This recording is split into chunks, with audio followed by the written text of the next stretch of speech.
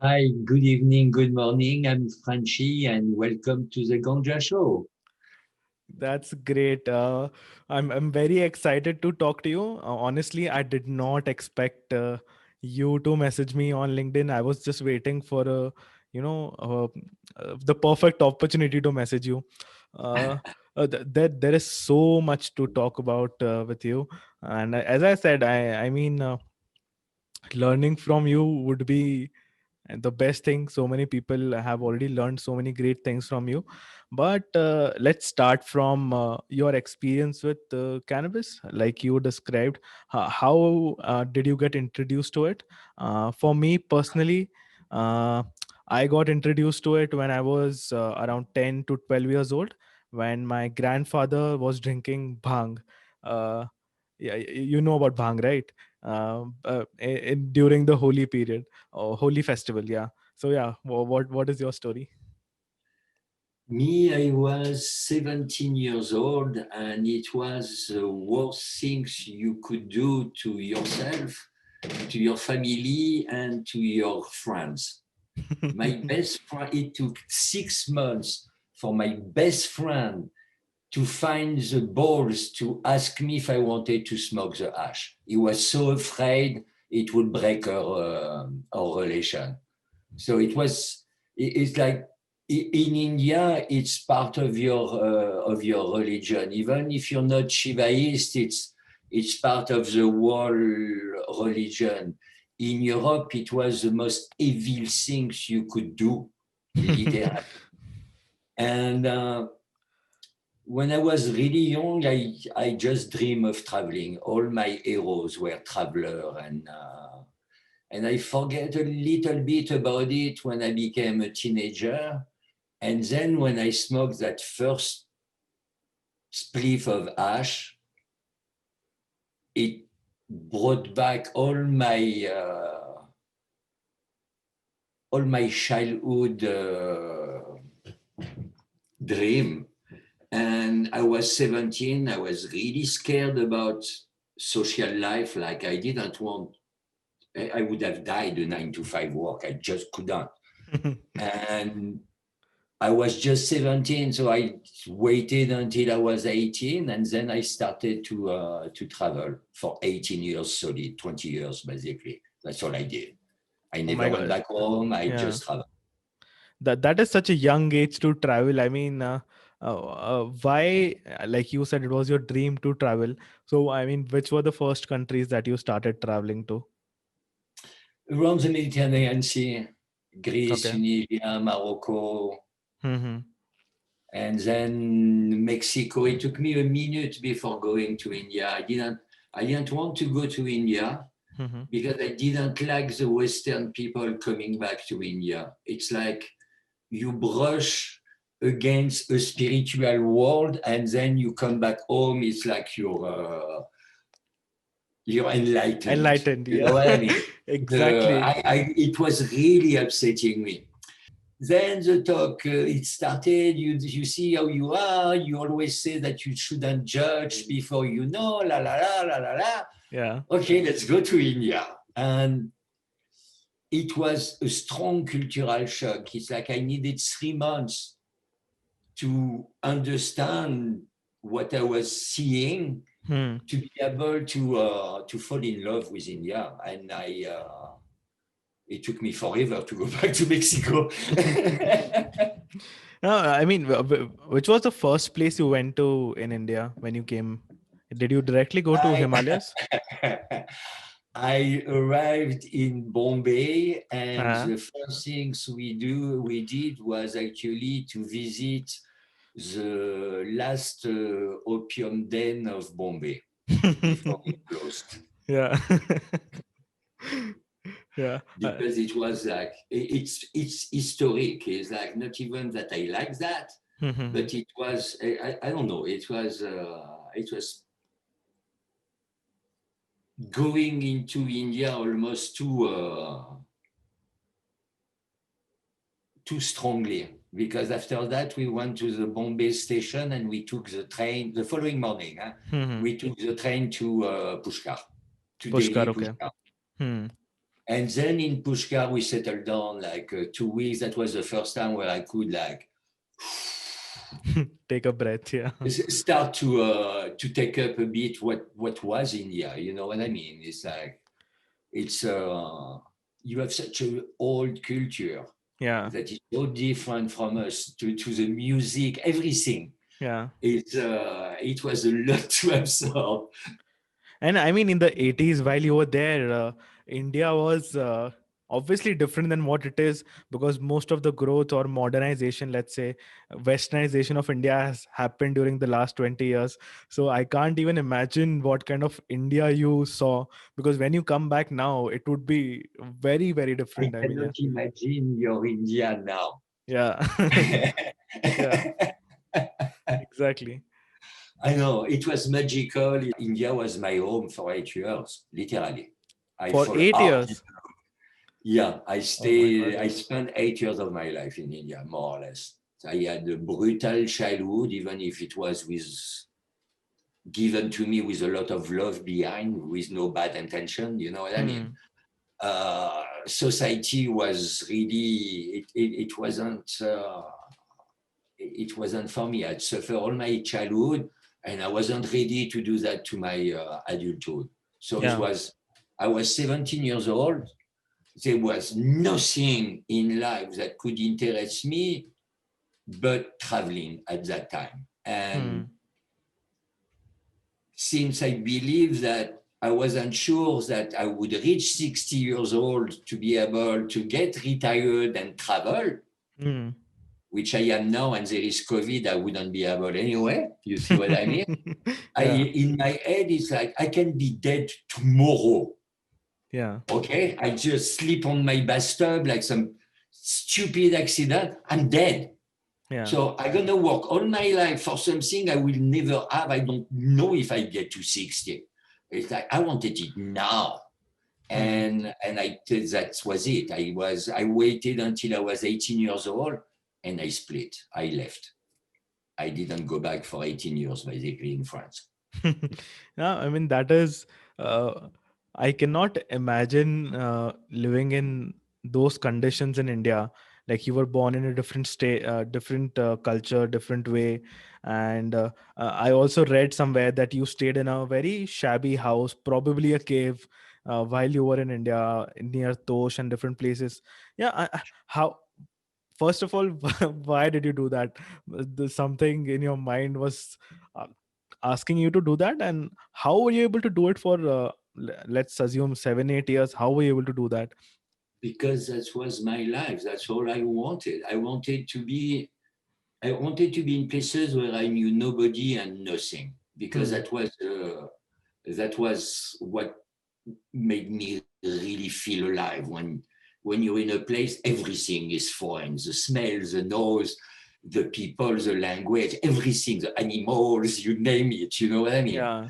And that what that's so intense. So throughout your travel in India, in the 80s, now you can definitely tell which all places had the best hash, or I mean, obviously now because of all the laws and because of so much restriction, in the state I'm in right now, in Maharashtra, that is Bombay, Pune state, bhang is illegal here as well. Bhang is illegal. I mean, imagine. Uh, so you tell me about your experience in India during those times. What kind of parties you had, what kind of people you met. I lived with sadhu. I slept in temple. It's like I lived on the beach. I just went around. It's like I don't know. You take the bus and you think you go somewhere and you met some people and they tell you, oh, but why don't you come to my place? La, la, la. Sure, why Yeah. not? I wasn't going nowhere. Yeah. I had no direction. I just was traveling. Yeah. I had no. The only constraint was my visa and the money. I think India is the only country where hash is made from hand. Yeah. Yeah. So and I got to know about that, I mean, just few months back. And what was your experience? I mean, obviously I want to experience it someday, and that day may come whenever, but what was your experience making hash like that? Before India, so in Europe, it was the most evil stuff you could do. Then I made hash in a Muslim country where it's not really, it's illegal, but it's part of the tradition since the 10th century. It's not really well looked at, but you're only a bad boy. You know what I mean? You're not really evil anymore. Yeah. And you work with plants, it's a bundle of dried plants. There is no really relation with the plant itself. It's just the resin. That's it. Yeah. And then I come to India. It's actually spiritual. And it was the first time that I was working with live plants. And when you go high in the Parvati Valley and places like that, and you rub on your hand resin from wild cannabis plants that have been growing there for over 32,000 years, it's powerful.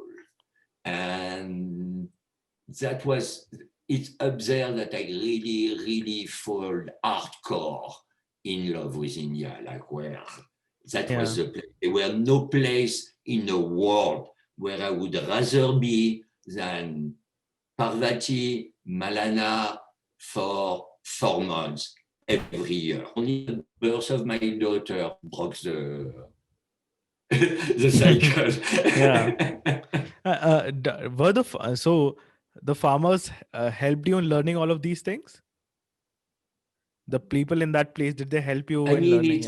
You know, I didn't go there to learn. Yeah. I went there to make it myself in the most remote place of the most remote producing country, because I like high quality. Yeah. So if you want what I will smoke, well, normally it's not even for sale in producing countries. The local people smoke it. They've been smoking for generations. Yeah. So if you want it, you make it yourself. That's why I spend so much time in producing places specifically, was to make my stash for the year. And while I wasn't there to learn, I did work alongside those people, and they were teaching me, well, even if I wasn't really conscious of it. You know what I mean? It's like I had never seen anybody rub a plant before I did it. But my first flower, I waited until I was deep high over Nacton and Tosh to rub it. I didn't touch a plant for 3 weeks until I was right there, because I wanted that first one to be the one. I don't know, the place is so special. I really wanted to make it super special that moment. Yeah. I mean, I've been to Kasol, and it's so beautiful. And within that, you get to experience such an amazing thing. What do you think is the best way for someone like me to first learn about the plant? Obviously, you come from a side where you're using the cannabis plant to, first of all, take a break, enjoy yourself, and relieve the stress. But there are hundreds of more uses of the plant, the hemp way where you can make fiber and so many different things. But just the enjoying part of it, how do you think someone like me who's so just starting out, what should I do now to learn more about it? First, I'm going to answer the question before. It's not just, I thought it was just feel good stuff all my life, until I came to America and I realized that it's actually a medicine. And actually, I have been treating myself since I'm 17 years old, because I was so fucked up that cannabis helped me. So it's, even if you don't know, it's like you are using the plant as a medicine. Doesn't matter if you're looking only for the buzz. That buzz is what puts you in that bubble where you feel good. You know what I mean? Where you take the time to appreciate a little bit. As much as India changed my life because of the spirituality there behind, learning that cannabis was a medicine. Man, dude, I was in my mid-40s. Yeah. Hello. So I had been making hash since I was 17 20, years old. 17, yeah. But at the same time, in I don't know how many producing country for 20 years solid, but Hmm. at the same time, I was totally ignorant. Yeah, obviously, one thing that you mentioned was in India, there's this cultural aspect to it. But in I'm not sure if you know, but in Ayurveda, people are using bhang as a medicine for sure. Yeah, that has been 5,000 happening for years, years. yes. Yeah, Uh-huh. You yeah, have the cultures that go so far back in time. It's the beginning of the beginning. yeah, The beginning of medicine, cannabis is everywhere. Cannabis is written down in all the first medicinal texts. yeah. India, Egypt, Assyria, China, all of them. All of them. Yeah. So it's like it's been a strong, powerful medicinal plant for a long time. It's prohibition that make everybody Yeah, it's lose created so that. many problems. I'm not sure if you know, but in India there is a whole issue going on currently where all government is tackling, getting back at all the cannabis users, especially in the Bollywood industry. With all the actors in India, they are getting investigated because of using cannabis, and somebody even got arrested because they use CBD oil, which is legal in Ayurveda to some extent. So even if something is legal in India right now, if it is related to cannabis, there is an issue, and I'm sometimes afraid talking about cannabis and putting it out there in the open. I don't know what is going to happen. Yeah. Do you still have government job? Government shops.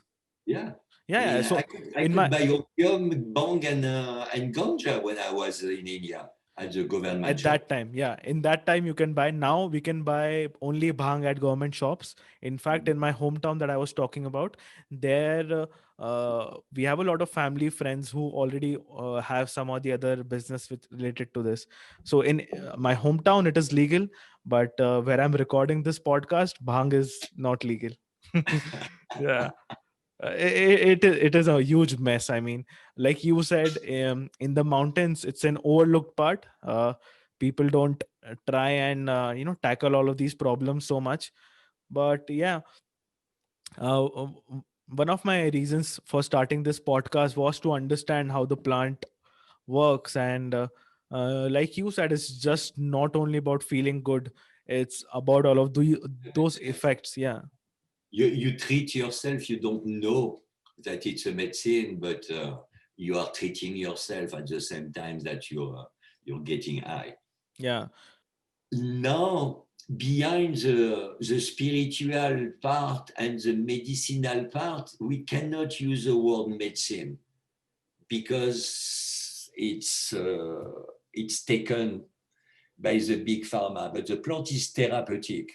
Yeah. And so the plant has really like it's a trinity. You have the medicinal aspect, you have the psychoactive effect, and you have the natural resource that can save the planet. So even if you don't want people to get high, you definitely want to grow it because we need that fiber and that material to create. So you can create 23, you can work in 8 different industry and create 23,000 products Products. Yeah. with the amp. I mean, you know what I mean? This will literally change the world economy. There's so much power behind, but at the same time, people are scared just because it's a teeny bit psychoactive. It's like, what's the deal? You drink alcohol, it's so much worse. Yeah. You smoke tobacco, it's even worse too. You know what I mean? Coffee, that's bad. Sugar, it's deadly. You don't die from cannabis. So before we end this, I want to talk about your dreams of Hashish trailer. I mean, what is it about? Uh, what is I forgot the name. The triangle of emerald something. I Right, forgot. yeah. Yeah, So, emerald triangle. Yes.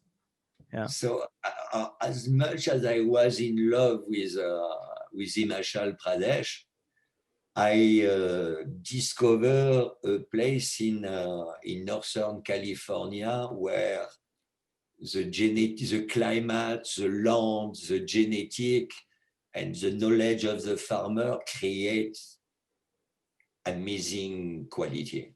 Hmm. And that documentary, it's a series of seven documentary.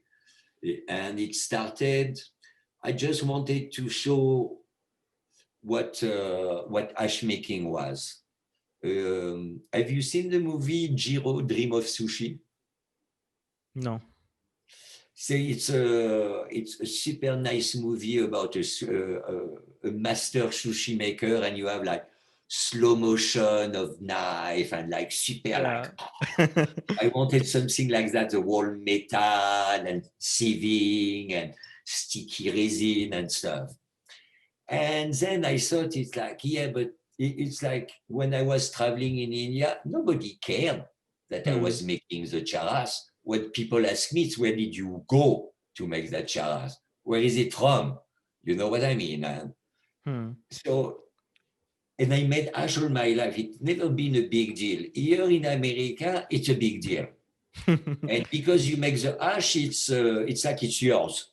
Yeah. It's never been like that. It's always where it comes from. So when I came to America, it was the same. It was the land, the climate. The genetic wasn't land race anymore. It Hmm. was there is a breeder behind. And there is actually a farmer that dedicate a lot of time and energy to make giant plants. Yeah. So in my head, I became like a winemaker. You know what I mean? I Hmm. work with cultivar and vineyard.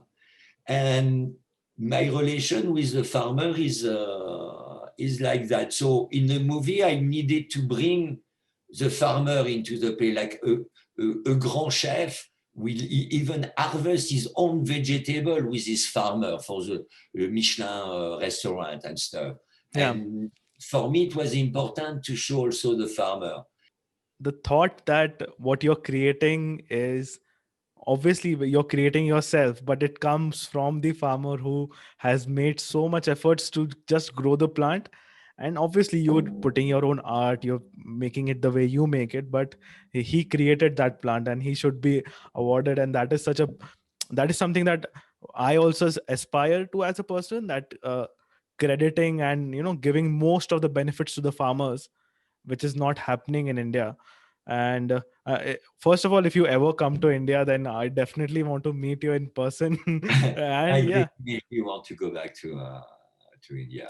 Even especially at the cannabis level, I want India to realize that charas, you're the only one to make charas. Hmm. Charas is precious. Charas is will be part of a world trade market. You don't need to do what American do, Hmm. especially when you don't have the mean to do it. And when you need to hunt your genetic, you need to be able to find phenotypes that are super rare and unique to India. Instead of bringing stuff in India, you need to clean up stuff from everybody that brought shit to you. Yeah. Because, I mean, it's like cannabis, there is scientific studies that prove that cannabis has been growing in the Himalayan mountain for 32,000 years. Hmm. You know how precious that genetic is.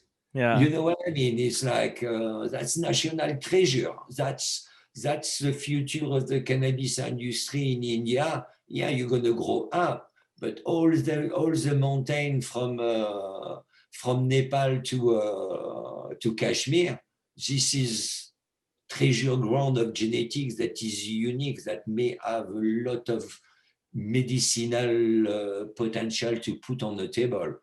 And that's like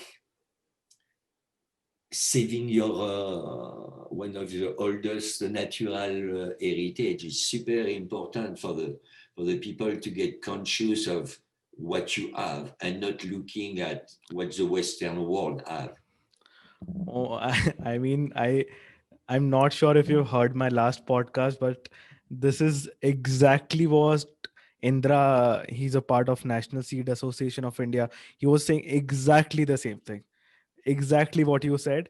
India has a treasure. India and the Himalayas has a treasure. Second point he said was we need to take care of our own germoplasm. We need to take care of our own seeds before we get anything from the Western world. Sadly, being in this industry, just talking to people, I'm not a part of this industry because I'm not growing anything. I'm just creating content. But from what I've heard, we are getting seeds from US, we are getting seeds from Italy, and trying to grow them in India, because our research is not that good. So I'm still not sure why is that happening, but And hopefully, I mean, I will make somebody listen to you if they can't listen to someone from India, that this is important. Thank you so much, Frenchy. I mean, uh, listening all of those things from you, it first validates all of the things that I've been hearing from certain people. And you are maybe only few of the people from the West who has been to India and other different places, like you said, Morocco, Nepal, and experienced the culture. And hopefully, I think, I don't know, India comes to the cannabis scene soon. I don't think it is going to come anytime soon, but hopefully it does. Yeah. it's on Schedule 1, and they Yeah. receive money from the American government because of it. So Yeah. when it's on schedule here in America, it's world trade, baby. Hmm. Yeah. For Only your country can say no, and they wouldn't. They can't. In India, they definitely can't. It's part of your religion and culture. The only excuse is because they get money from the American government, and the same every producing country in the world. They all yeah. receive money. And they're making so much money. And in, I think in Ohio or somewhere in US, they're building schools and roads using all the tax money from cannabis. And there's so many positive things happening, but still, India seems to be lost as to what they want to do. Hopefully something great happens. This podcast is talking about these things. And I can't even express my gratitude while talking to you. I mean, I'm so thankful. Thank you You so have much. no idea. India gave me so very much. I wouldn't be who I am now if I Yeah, didn't spend that time in India.